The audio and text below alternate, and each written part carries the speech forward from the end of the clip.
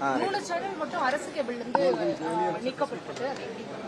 3 சேனல்கள் முடக்கப்பட்டது என்பது சரியான வார்த்தை கிடையாது. சம்பந்தப்பட்ட தொலைக்காட்சி நிறுவனங்களினுடைய தலைமை அதிகாரிகளுக்கு நேரடியாக தொடர்பு கொண்டு நாங்கள் பேசியிருக்கிறோம்.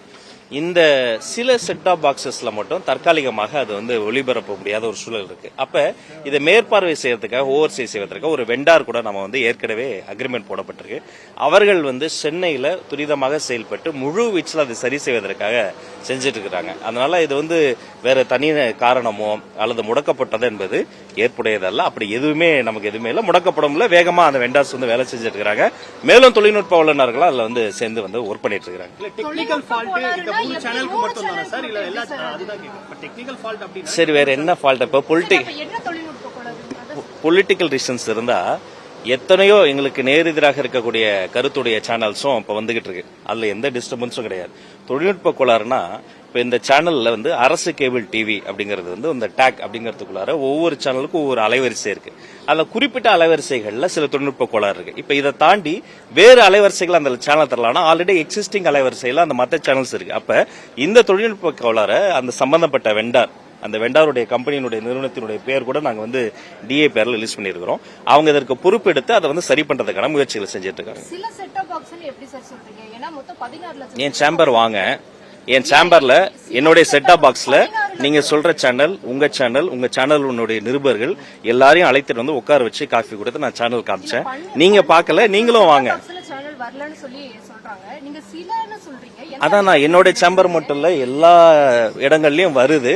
அப்படி கிரீவன்சஸ் நீங்க சொல்ற அளவுக்கு 12 லட்சம் 15 லட்சம் கிரீவன்சஸ் வரல.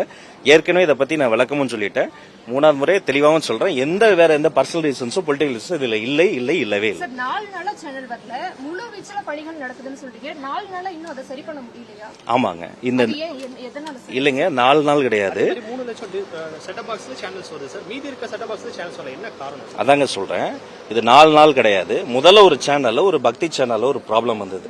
அது சரி செய்யறதுக்குள்ளார இன்னொரு நியூஸ் இப்படி மாறி சில சேனல்கள்ல இந்த சில செட்டாப் பாக்ஸஸ்ல தான் ப்ராப்ளம் வருது. என் வீடுகள்ல உங்க சேனல் தான் ஓடுது. என்னுடைய அலுவலகத்துல உங்களுடைய நிருபர்ல அழைத்து நேரில் உட்கார வச்சு காமிச்சிட்டேன். உங்க தொலைக்காட்சிகளினுடைய தலைமை அதிகாரிகளுக்கு பேசிட்டேன். வேகமா வேலையை நடந்துகிட்டு இது சரி செய்யப்படும். நன்றி.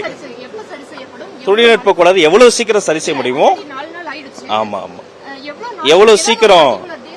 இப்போ ஒரு செயல் திட்டம், ஒரு பப்ளிக் ஓரியன்டட் ப்ராஜெக்ட்னா அதுக்கு ஒரு டேட் டைம் சொல்லலாம். இது கிரைசிஸ் ஃபிக்ஸ் பண்ற situation.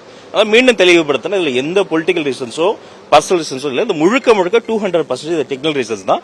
as soon as possible இதை நம்ம சரி செய்வோம். மின்சார தடைப்படுத்தல் சுதந்திரத்துக்கு எதிராக இது நடக்குது, ஊடகங்கள் மேல அடக்குமுறை அப்படின்னு எதிர்க்கட்சிகள் சொல்லிட்டு இருக்காங்க.